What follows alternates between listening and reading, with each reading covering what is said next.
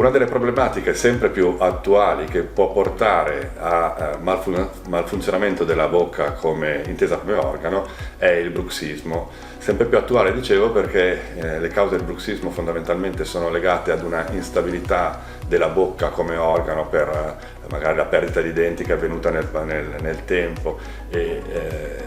quindi questo porta ad una situazione di disagio del paziente, disagio di tipo neuromuscolare, o anche lo stress, che è sempre più una causa di problematiche nella nostra vita, porta appunto al digrignamento, al serramento, e quindi questo porta a sua volta ad un'usura dentale aumentata, e quindi si instaura un circolo vizioso in cui il paziente comincia a stare male, avere malessere, dolori articolari, dolori muscolari, e spesso c'è un problema anche a livello posturale, perché la nostra bocca è collegata